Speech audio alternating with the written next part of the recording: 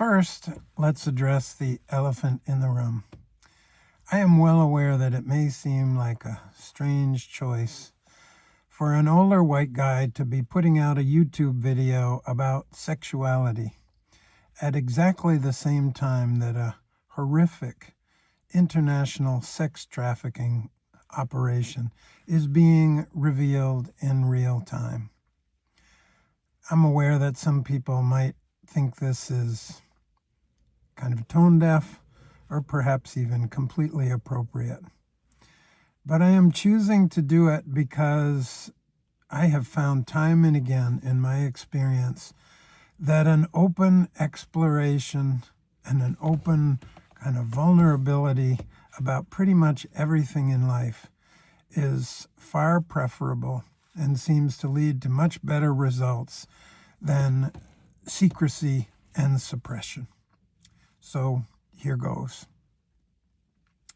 I was born with what might be described as a pretty healthy packet of sexual energy.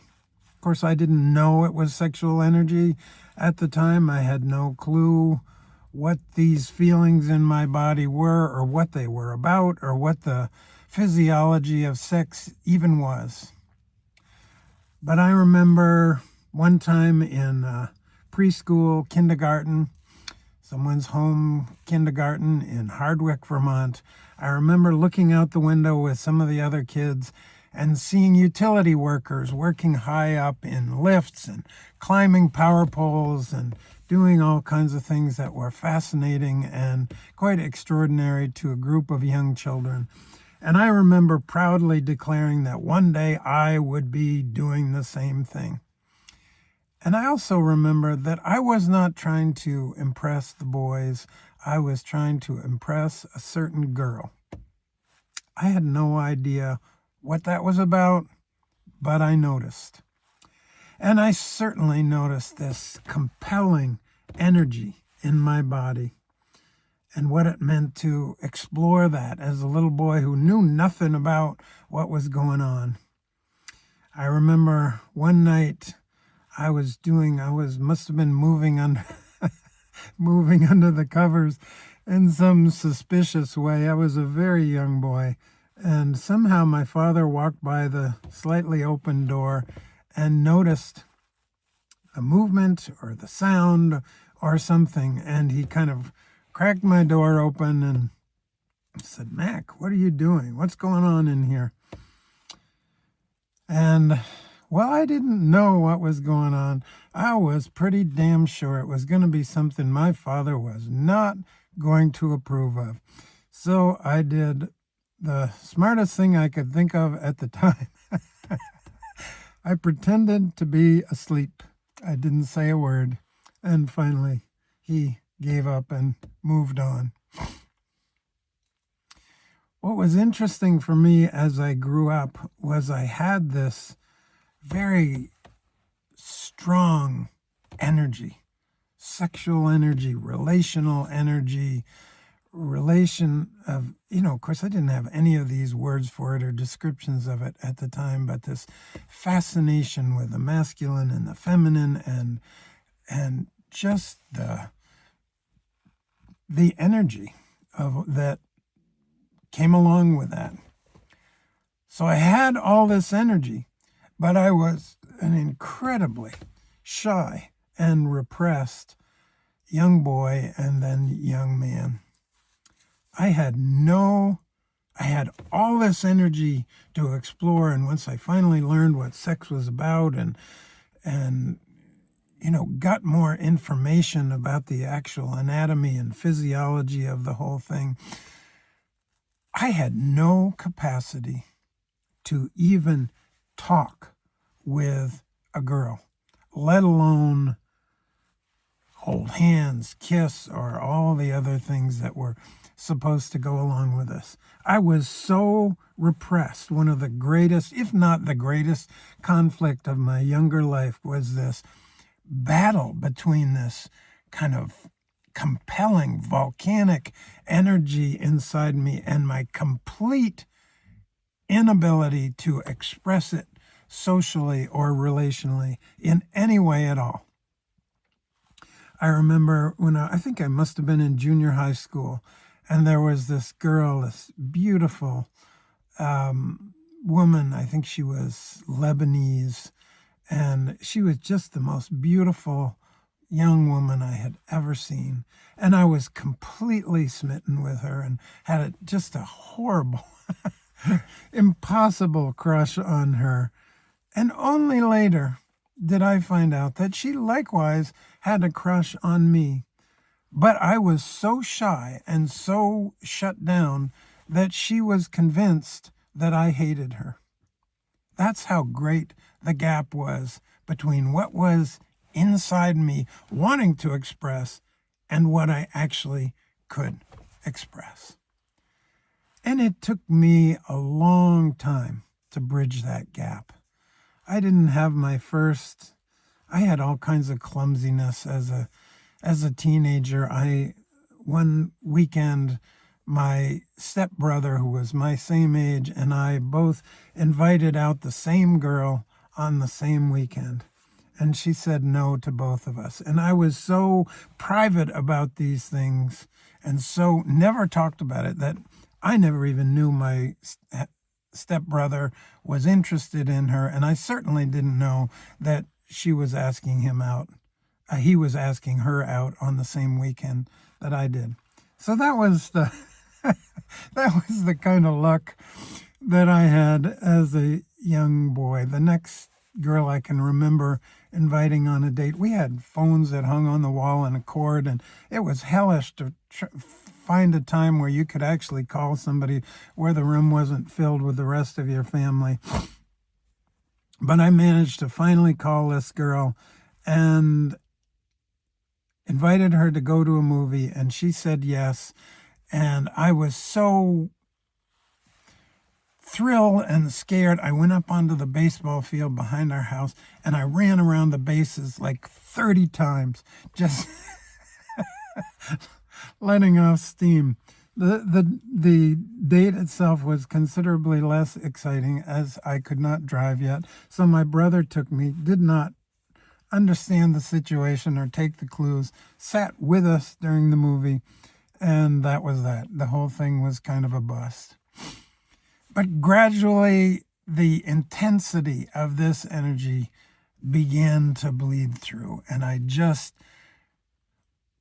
there was no way that I could not overcome my shyness and bring this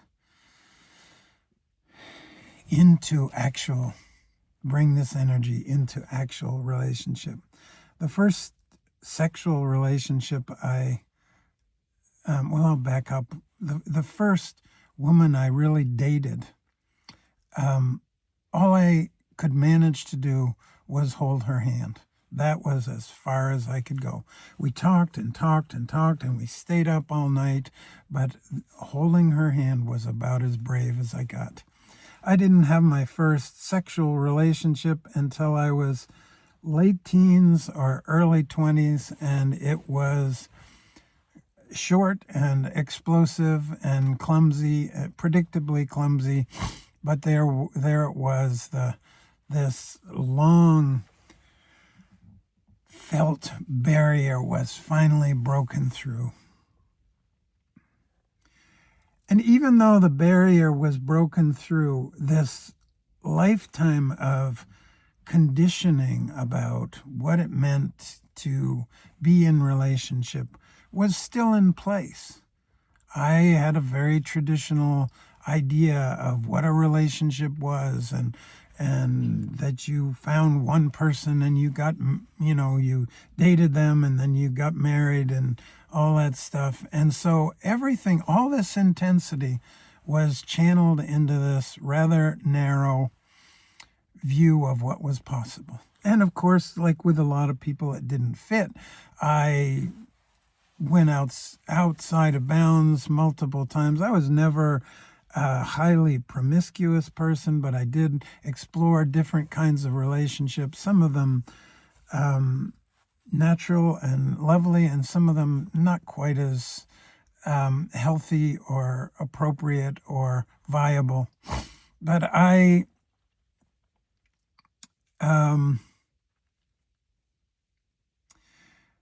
don't know, the gap between this powerful energy inside me and my acceptance of this energy was still quite great, even after I became sexually active and had girlfriends and partners and eventually a wife. There was still all these Christian lessons and morality lessons and judgments, maybe even, I don't know anything about karma, but it felt like karma. It felt like somehow there was just this whole set of judgments inside of me about what was okay and what wasn't okay in a sexual relationship that felt like it was even deeper than this lifetime.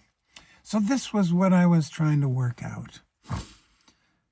And there were all kinds of twists and turns in this. I did get married to a lovely woman, and we were both very committed to and passionate about each other. And then, like most relationships and most marriages, we hit our hard places. And one of the hard places was this was the marriage I was in when I got into this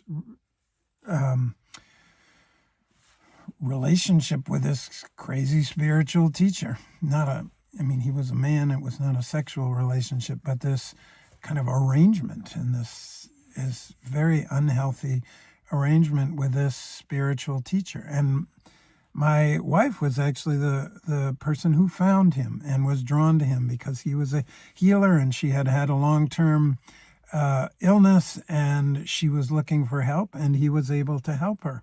But then that spiraled. I'm not going to tell this story here because I've told it multiple times on this channel.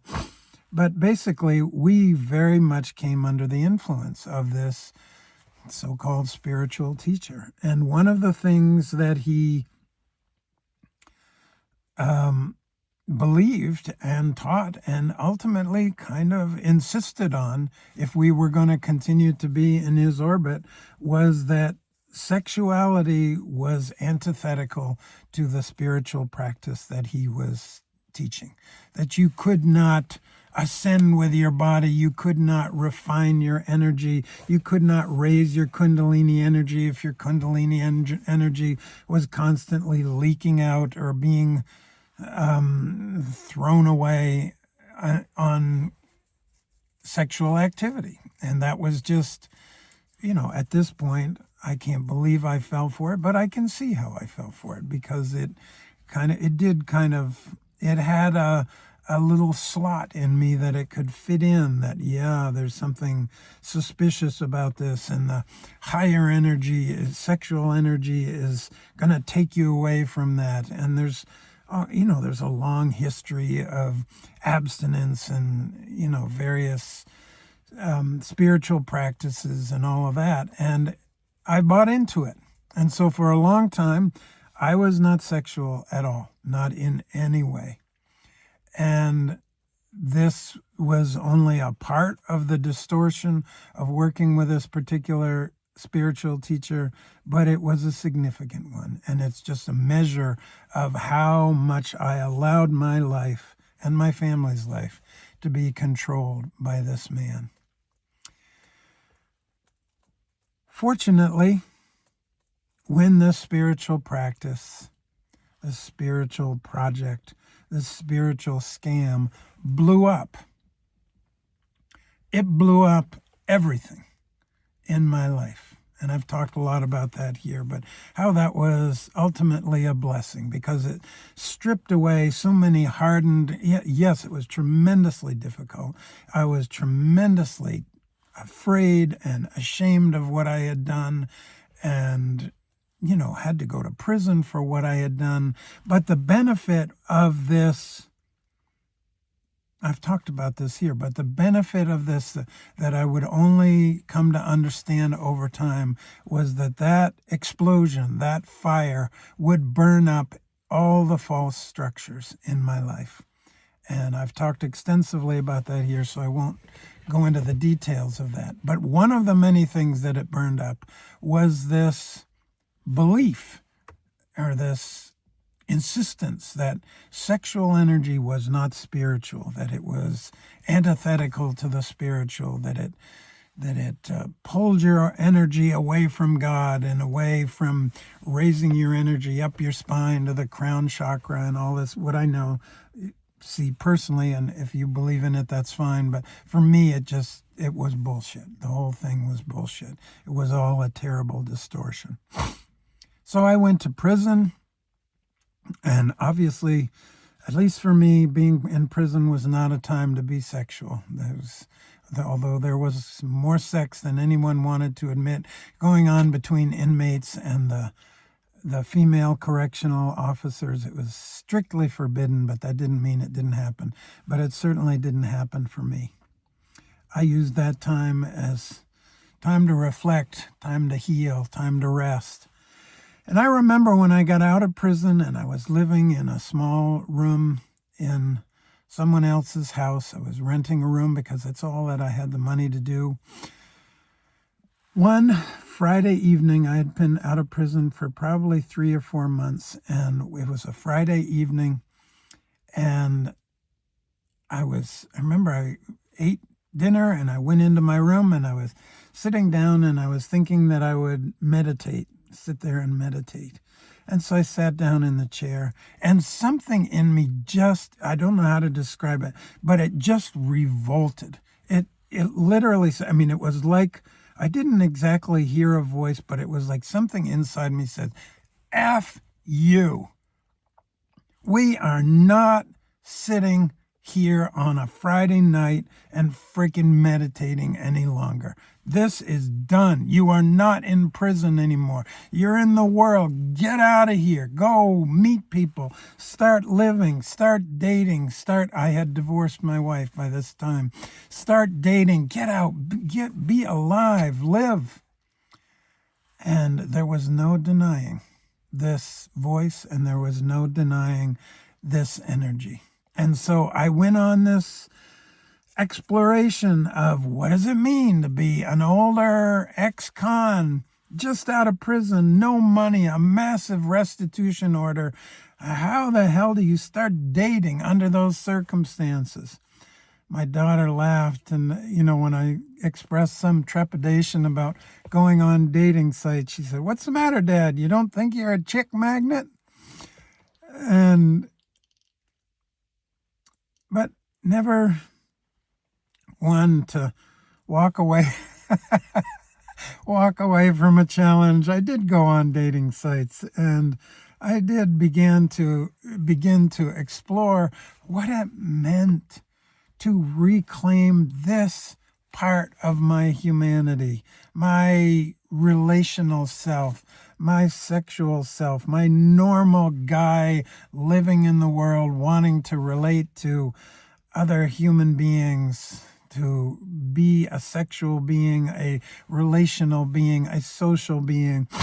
And in a way, I was as clumsy as I was as a teenager, but the real thing that had changed is I just didn't care anymore. Everything had been blown up. There was not that much left for me to protect.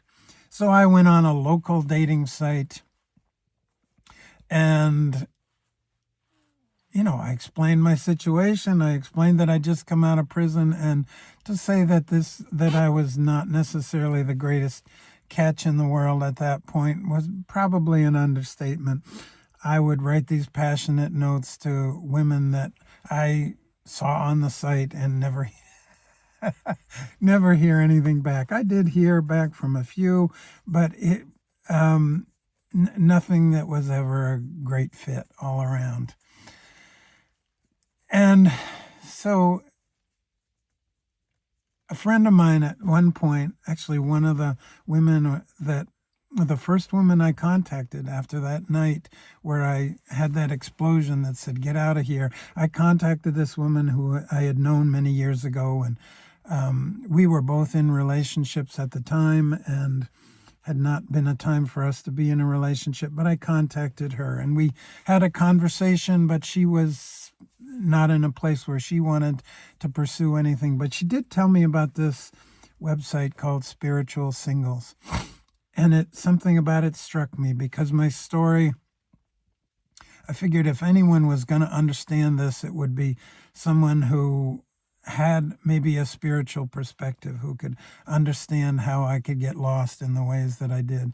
So I went on this site and I had all kinds of conversations. First, I was thinking I wasn't looking for somebody far away. I didn't think, this is an international site, so I didn't think I was necessarily going to find somebody in my hometown of Montpelier, Vermont. But I thought maybe, within driving distance, or at least maybe a domestic flight. But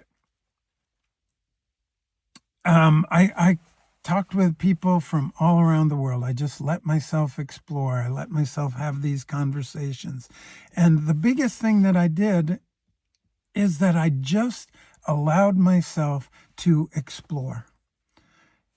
For me, this release of, this freeing of, and this admission that I did have this sexual energy, even now as a 60-year-old man, or then as a 60-year-old man, now as a 68-year-old man, I did still have this energy, and I was going to let it express. But that didn't, for me at least, that didn't turn out to mean that I became promiscuous or I had all kinds of relationships.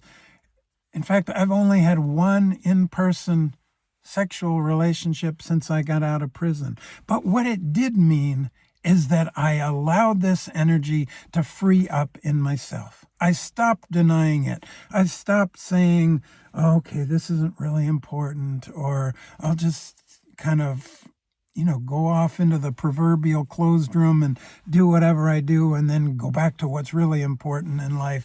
I just said, okay, I am a sexual man. I always have been. I was apparently born hardwired with this. It's time to admit this. It's time to own it. It's time to live it. And while it didn't, as my daughter said, I wasn't a chick magnet. Who the hell wanted to date an old guy who just got out of prison, didn't have a house, didn't even have an apartment, had a $7.8 million restitution order?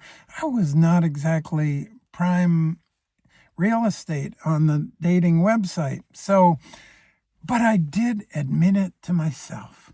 I did say, this is me. This was another part of me that I allowed to melt out of the permafrost, to come forth and say, yes, this is what I am.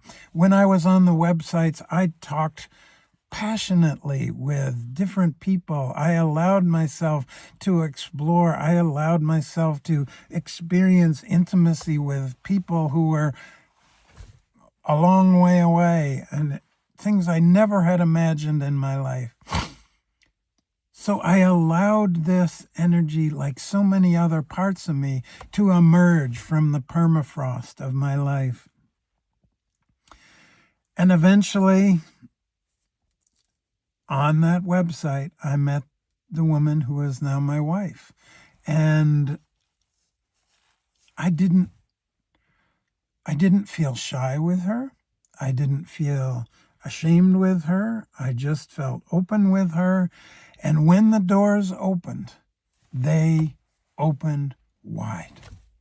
They opened like nothing, no relationship in my life has ever opened before, even when I was very young. It just, something in me had allowed myself the inner freedom to say, yes, this is something I want. This is an important part of life for me. This is a part of me that is going to express, and I'm not going to deny it any longer. So we had an intimate relationship over WhatsApp. She once asked me to, we were still in the early stages of our relationship, to take off my clothes, and I was embarrassed, and an old guy with a belly and all this, but I just figured, what the hell, I'm gonna do it. And this intimacy on all, it wasn't just sexual, it was on every level, but it was also sexual.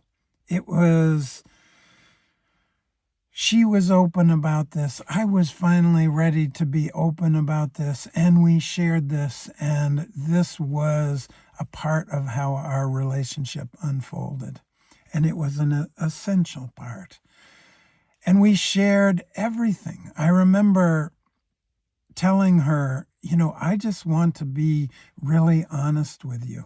I don't want for there to be things that are hidden, because I've seen so many times how all those things that are hidden come back to bite you. And every time that it's easy to fall in love for the doors to open, but then when we start closing the door, I don't want to go here, and I don't want to look at that, and I don't want to admit, before you know it, you're in a relationship that's closed down in ways you didn't even notice.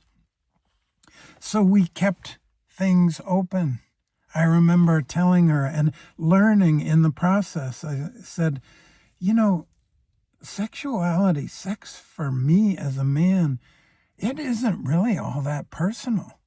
And it was, it was like a very sketchy thing to tell the woman you're in a sexual relationship. It's not really all that personal. It's like I can feel sexual about all kinds of people. I don't choose to live that out, to be sexual with them for a whole variety of reasons. But the impulse of sexuality for me as a man isn't necessarily at its root all that personal. And she just listened to me, and she wasn't upset by this. And strangely, and not strangely, I suppose, just admitting these things made the intimacy all that much deeper. And I said, of course it can be very personal. To be as intimate as we are being can be very intimate, but it doesn't necessarily start from that place. And she understood that. And so for the first time in my life, I was with a partner who could understand that I might have a stray sexual feeling here or there about somebody who wasn't her, and that didn't take away from our connection at all. And she was fine with that. And whatever feelings or jealousies came up, we worked through it. But this openness was so welcome. And this truthfulness and the intimacy of sharing with one another about what we liked and what doesn't feel good, or when we want to express that way and when we didn't, it was such a relief. And this only began to happen for me at this level after I was 60 years old. All this sexual energy that I had had all my life finally was given the space, the acceptance, the allowance to express as it wanted to say whatever it wanted to say, to laugh at itself, to be free. All of it was allowed to be here. It took me more than 60 years. And it's perfect. It's lovely. It's an integrated, relaxed, at ease way of being with my own sexual self and with sharing that sexual self with someone else. It's been one of the many ways that I've learned that secrecy and repression and judgment against any part of ourselves does not work. And the relief of that has been everywhere in my life, but perhaps nowhere more welcome and more opening than in allowing this sexual energy to finally be what it is. I went to Thailand to meet my future wife. We met in the mountains of Ranong. We had a lovely, lovely time. I met her family. I walked up and down these mountains in Ranong, and we got to know each other finally in what she called in real person. And I was so grateful for that opportunity, so grateful for life, for bringing this in this crazy way. Here I was, an ex-con, traveling to Thailand to meet someone who would be the person that would finally, where this energy could finally express and come out in its full intensity. And eventually she came to the United States. We got the visa just before the whole visa situation became nearly impossible under the Trump administration. And we now live together and share that life together. Okay, this is longer than any video I've made, and I suppose it's not surprising given the nature of the topic. Thank you so much for listening. Thank you for hearing me out. I just wanted to share this. I thought of this, doing this video, long before I even considered that it might be a weird time to do it, with a whole Epstein files coming out and the horror of what happens when sexual energy becomes secret and perverted and twisted into the ugliness that it can become. And so I decided that I wanted to share this in the spirit of openness, in the spirit of acceptance, in the spirit of allowing whatever we are, all aspects of what we are, to be here, to express, and to live in this life and this body. Thank you for listening. If you enjoy this or appreciate this, please like and subscribe if you are so moved and are willing. And I'd love to hear your stories about your own acceptance, whether you're a man, whether you're a woman, how this has worked for you. Excuse me, how this does work for you. Thank you so much for coming to visit. Thank you so much for hearing me right through here to the end. I look forward to seeing you here again soon. Thank you.